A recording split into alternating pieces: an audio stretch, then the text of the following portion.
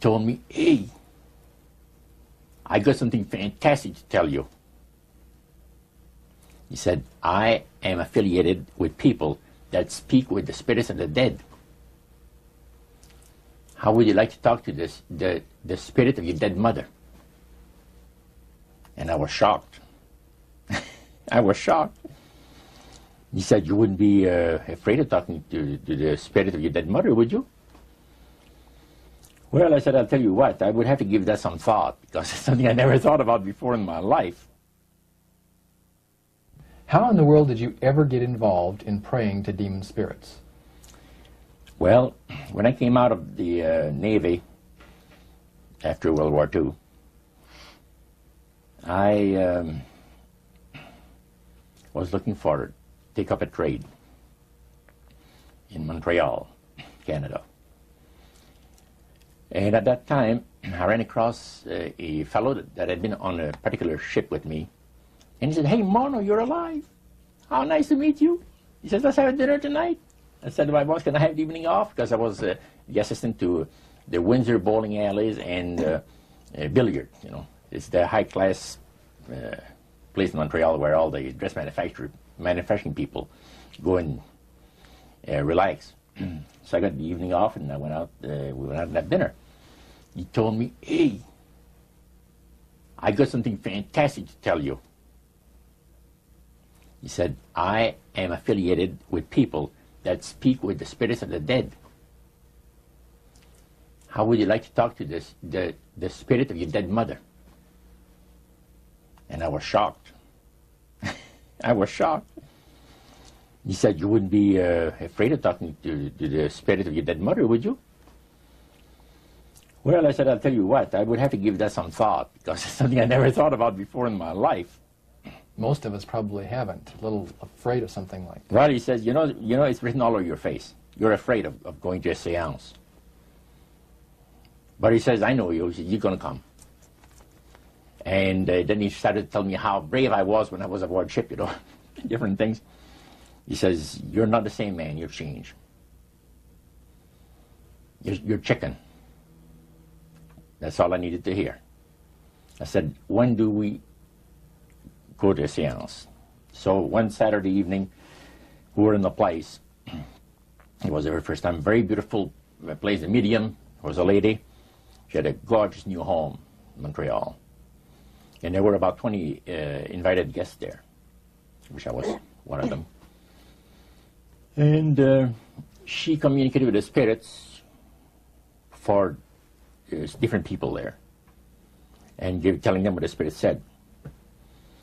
And then there was one lady that had been talking almost continually before the seance started, and she didn't believe in the dead appearing and all of this and all that. And she said, well, I would have to see my dead sister, she says, to believe it. So while this the seance was going, one man said, I would like to talk to my friend that died 6 months ago, but I don't want him to appear. Just want to talk to him. Because he says, I don't trust you talking to my friend for me. So the medium says, let me inquire of the spirit. Yeah, the spirit will talk with you. And that big masculine voice was heard in the place. It says, hi, Frank. It's nice of you to ask for me to talk with you. And they had a little chat. And after it was over, Frank says, this is the greatest thing on earth, to be able to talk with the spirits of the dead. Then the medium said, we have a very special surprise tonight for you people. A spirit will manifest itself openly here in a few minutes. And it's like a big gust of wind hit the building. And right through the wall. Now, the lights weren't terribly bright, but they were like living room lights. A couple of floor lamps and maybe some of these. And that translucent being seemed to come right out of the wall. How did you feel right at that moment? It's almost like my heart stopped a little bit. Very weird feeling. So it was a lady in a beautiful evening gown, floor length. And she said to Mary, "My dear sister, you are so wonderful to have asked for me." And Mary fainted and fell right off her chair on the floor. And a couple of guys jumped up and picked her up, and spirit gone. And that was the beginning of it. That's how you got into it. Yeah, that's the way I got into it. After a while, you see, there's something interesting about the human mind. You can adjust to an awful lot of stuff. You can adjust to a lot of things that would terrify you to begin with. After a while, they become common and ordinary. So you mean contact with the supernatural can become commonplace and ordinary and doesn't bother anybody? Yeah. In other words, the more that you do it, you're not uncomfortable. That's right. It's just not an uneasy feeling. Yeah. So how did you feel about it? Then I after got that? into a secret society that worshiped the spirits, you see. Well, how is that different from the seance, Roger? It happens that the seance are not involving in many ways. But when you get into a secret society of spirit worshippers, then, and especially when you're invited there by the direction of the higher-ups in the spirit world, you never get out of there alive. And this is exactly what my friend and I were up against. We didn't know anything about it. And there was a very, very popular big band leader. Jazz musician? Band, yeah. Very famous. He played a lot in Montreal, Canada, Vancouver, the big cities. And one night we went to one of these seances, and he was with his wife.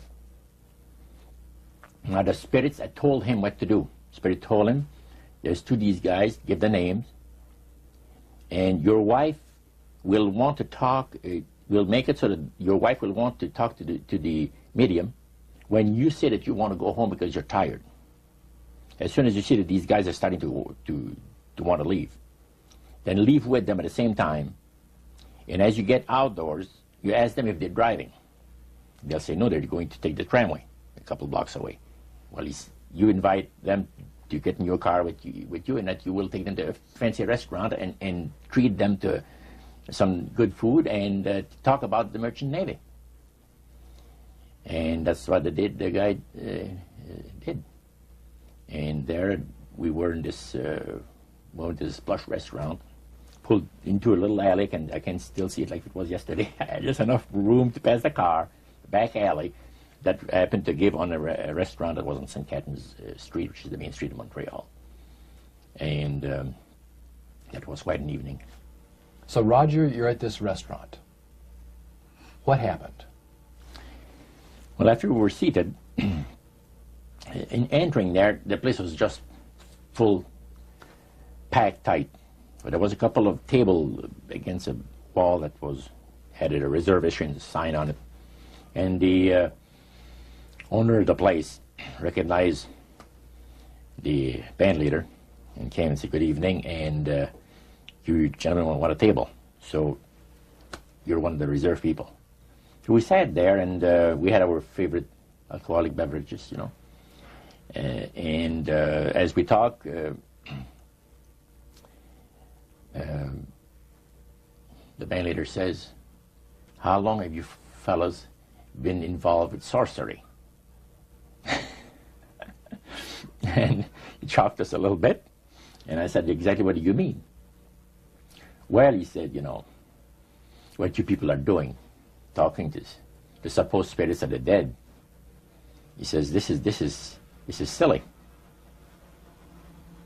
And this man had been at the seance with you. Yeah, oh yeah. And he's telling you that it's silly what you've just done. Because see, my wife, he says, goes to these seances because she gets comfort and she gets something good out of it, good feeling out of it. And she lives for what the spirits are going to see that the future is going to be like. To me, he says, I can't bother with this stuff. He says, I want power. I go right to the source of power. And he says, how do you think that I became famous the way that I am?